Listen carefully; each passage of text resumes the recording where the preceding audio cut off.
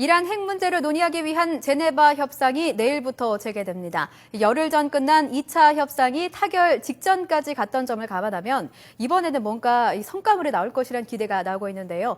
벌써부터 협상의 기선을 잡기 위한 관련국들의 신경전이 치열하게 펼쳐지고 있습니다.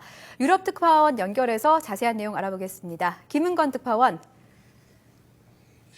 네, 런던입니다. 네, 지난 협상에서 막판에 제동을 걸었던 프랑스가 이번에는 미리 이란의 전제 조건을 제시하고 나섰다고요. 네, 프랑스 올랑드 대통령이 이틀 전부터 이스라엘을 방문하고 있는데요. 이란 핵에 가장 민감하게 반응하고 있는 이스라엘의 보조를 맞추려는 듯 이란 핵 합의를 위한 4가지 전제 조건을 공개적으로 제시했습니다.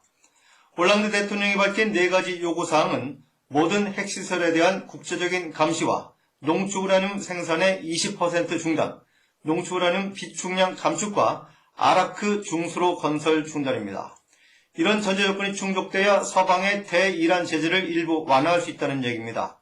이란 핵 합의에 강하게 반발해온 이스라엘 네타냐후 총리도 이란이 핵무기를 만들지 못하도록 확실히 보장돼야 한다고 거듭 강조했습니다.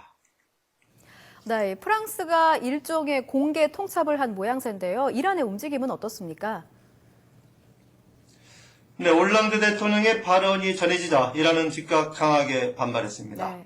하산 루하니 이란 대통령은 지난 협상에서 진전이 있었지만 서방 측이 과도한 요구를 할 경우 합의가 어려워질 수 있다고 경고했습니다.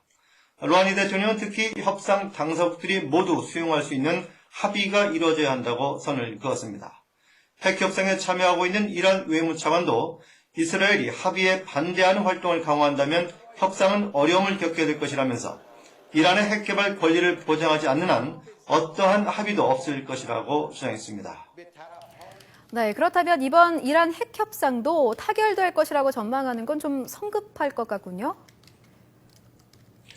네, 그렇게 보입니다. 사실 지난 2차 협상에서도 협상 당사국의 외교 책임자들이 모두 합류하면서 협상이 거의 타결되는 듯한 분위기였지만 막판에 프랑스 측의 제동으로 결렬이 됐습니다.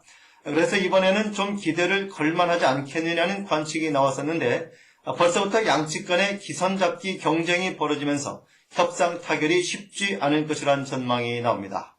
하지만 여전히 긍정적인 분위기도 감지됩니다. 러시아의 푸틴 대통령은 이번이 이란 핵 문제를 해결할 실질적인 기회라고 말했고 라브로프 러시아 외교장관도 이번 협상이 언제든지 외교장관 협의 수준으로 격상될 수 있다고 밝혔습니다.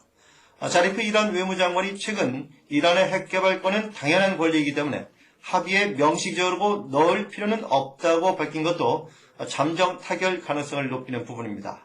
따라서 이번 협상이 아니더라도 조만간 1단계 잠정 합의는 나오지 않겠느냐는 기대적인 전망도 나오고 있습니다. 지금까지 런던에서 YTN 김은건입니다.